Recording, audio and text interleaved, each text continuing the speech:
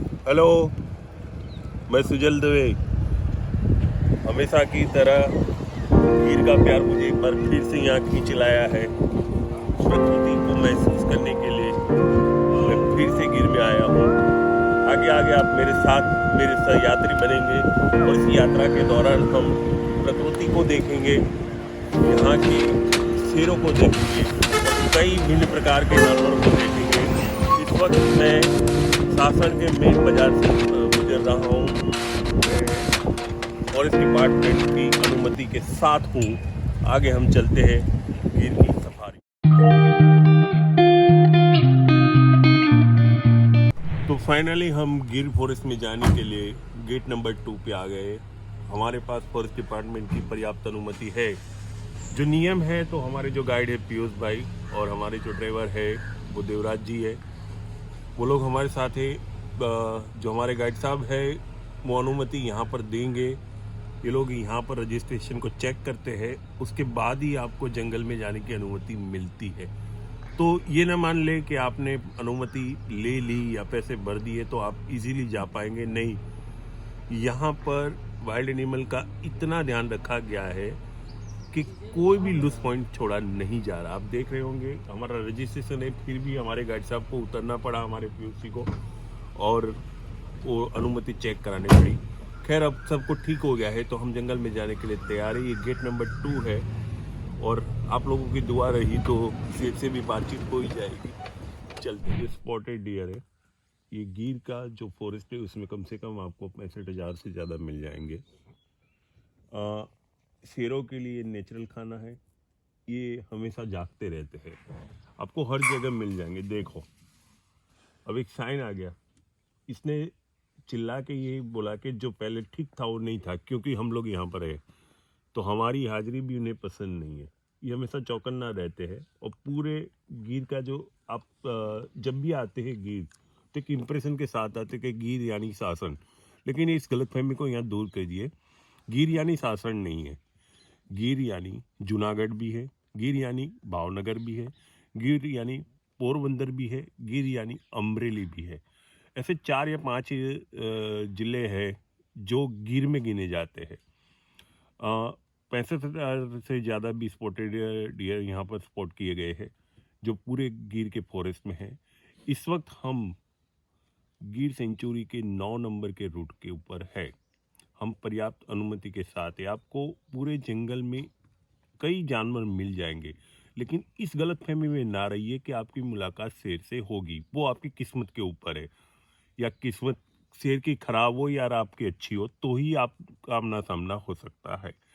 तो आज उम्मीद करते हैं और हम देखते हैं कि हमारी किस्मत कैसी है, हमें शेर मिलता है या नहीं मिलता है। बराबर।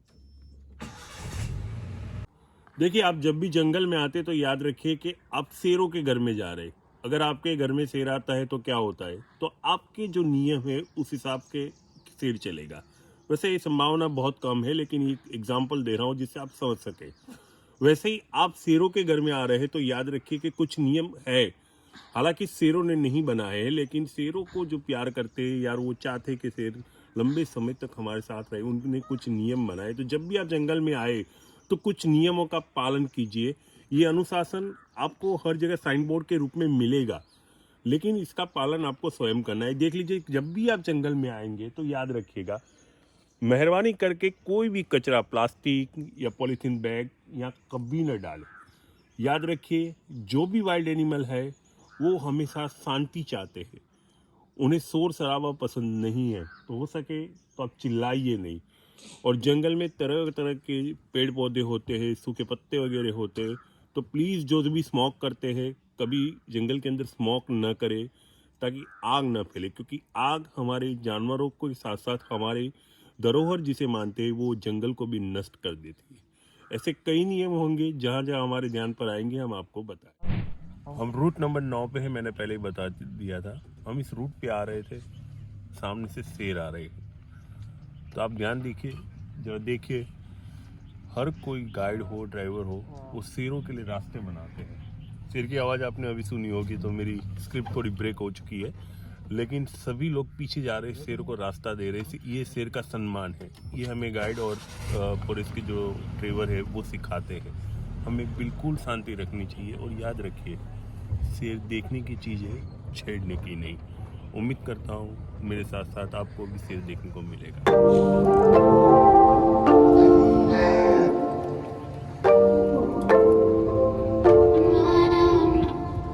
फाइनली हम लोगों ने एक शेर के जोड़े को फाइंड आउट कर ही लिया है। आप देख रहे हैं, देखिए, आप आराम से देखिए, ये दृश्य आपको नहीं मिलेगा।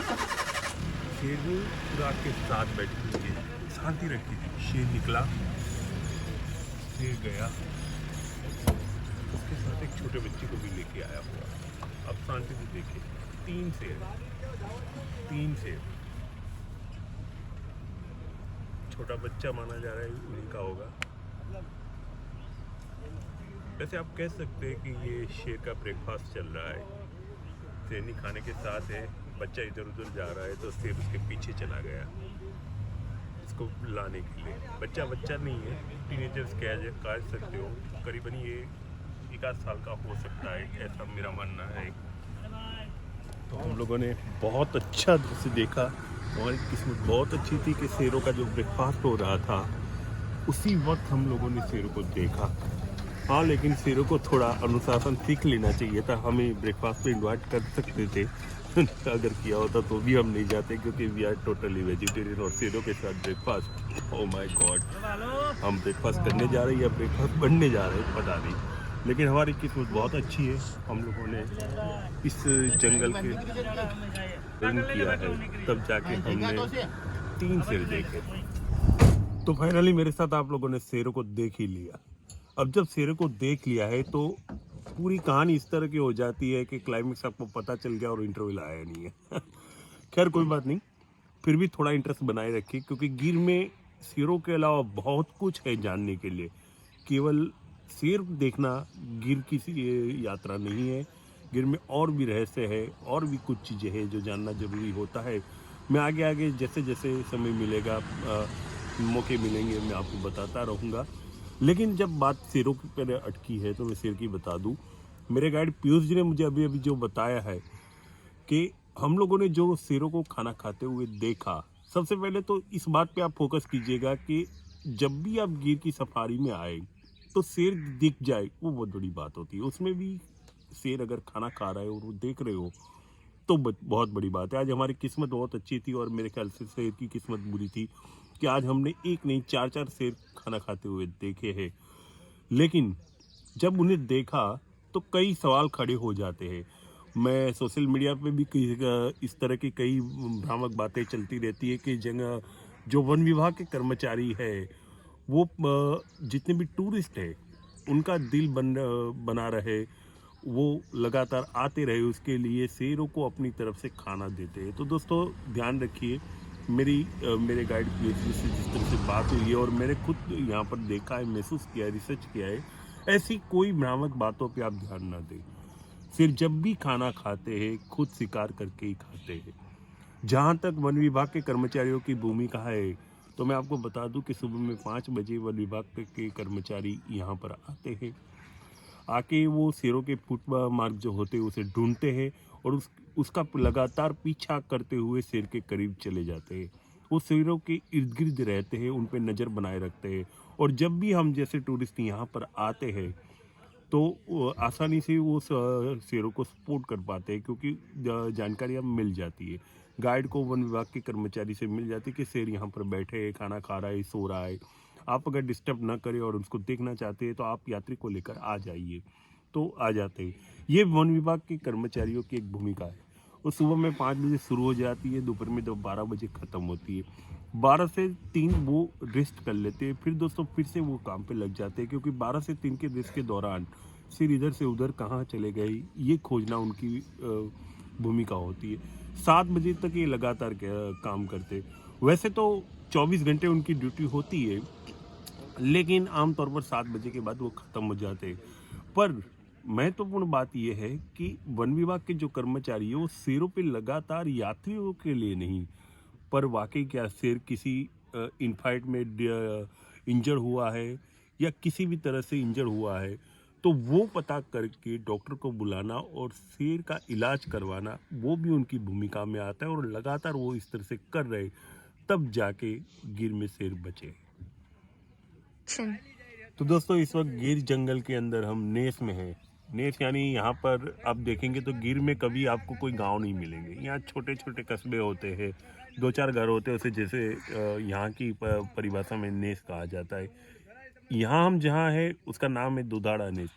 यहाँ के जो बासिंदे हैं उन्हें ट्राइबल लोग कहा जाता है। उन्हें विशेष सुरक्षा और अधिकार मिलते हैं जो गुजरात गवर्नमेंट ने दे रखे हैं।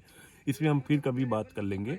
लेकिन एक वक्त था कि यहाँ पर गिर फॉरेस्ट के अंदर 350 से भी ज़्यादा ऐसे नेस हुआ करते थे। फिर समय चलता गया और तरक्की होती गई तो कई लोग निकल गए। लेकिन इस वक्त अगर हम बात करें तो 54 यानी कि 54 नेस अभी भी है। लेकिन इन लोगों की जो लाइफ होती है वो बड़ी अजीब होती है।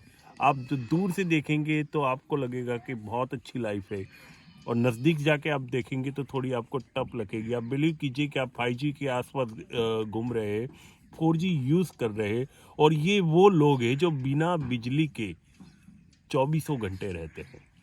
और सही मायने में तो ये शेर के दोस्त थे, शेर इनके दोस्त थे। शेर इनके घरों के आसपास से निकल जाते हैं, लेकिन आज तक कभी कोई ऐसी घटना नहीं घटी कि शेर ने इनको नुकसान पहुंचाया हो। और वाकई मैं और आप शेर को इतना संरक्षण नहीं दे पाते जितना ये देते हैं, और तब देते हैं जब इनके जानवर होते हैं जो मवेशी होते हैं उनको भी शेर नुकसान करते, फिर भी ये शेर का सम्मान करते। तो यकीन मानिए गिर बचा हुआ है, शेर बचा हुआ है, तो इनमें इस प्रजाति का भी बहुत बड़ा योगदान है। तो दोस्तों आखिरकार ये सफारी यहाँ पर हम ख़त्म कर रहे हैं। हमने गिर में बारहसिंगा देखा, स्पॉटेड डियर देखा, शेर भी देखे, खरगोश देखे, बंदर देखे, और ये सब जो देखा है यकीन मानिए ये पूरा से यहाँ जंगल के अंदर बसे हुए जो मालधारी कम्युनिटी है उनको जाता है। क्योंकि एक वक्त था जब नवाब यहाँ के रसूल खान हुआ करते थे, वो शिकार के शौकीन थे और वो मानते थे कि मैं एक राजा हूँ और जंगल का जो राजा है मैं उसका शिकार करता हूँ, यानी मैं उससे भी बड़ा राजा हूँ। एक वक्त आया था जब उन्होंने शिकार के लिए लॉर्ड कर्जन को इनवाइट किया था, तब काफ़ी घूमने के बाद भी शिकार नहीं मिला। तो लॉर्ड कर्जन जब भी मालधारी कम्युनिटी के पास गए और शेर का लोकेशन जानने का ट्राई किया, तो यहाँ के मालधारियों ने कहा कि आप तो शिकार करके चले जाएंगे, लेकिन आने वाली नस्लों को हम क्या बताएंगे, क्योंकि शिकार की वजह से शेर बहुत कम बचे। तब लॉर्ड कर्जन ने नवाब को बोला कि आप शेर को संरक्षण दीजिए, और नवाब ने एक फतवा जारी किया था कि अब शिकार को गैरकानूनी माना जाएगा। तब से शेर बचे। तो शेरों को बचाने की जो नींव आई वो इन्हीं लोगों में से आई, और वाकई ये शेरों को बचाने में सही काम करने वाली मालधारी कम्युनिटी है। आज जो काम वन विभाग कर रहा है, मैं आप कर रहे हैं, वो एक ज़माने में जब कुछ नहीं था और अपनी मवेशी मारकर शेर जिंदा रहते थे, तब इन मालधारियों ने किया था। तो गिर में ऐसी कई बातें हैं, केवल शेर दिखने लायक नहीं है। गिर में ऐसी कई बातें हैं, कई रहस्य हैं जिसको आप देखने के लिए लगातार इसी तरह की यात्रा करते रहिए। आज हमारा ये कार्यक्रम यहीं समाप्त होता है। ये एपिसोड मैं यहीं ख़त्म करता हूँ और वादा करता हूँ बहुत जल्द फिर से नए रहस्यों को उजागर करने के लिए आपके समक्ष गिर में आऊँगा। Thank you.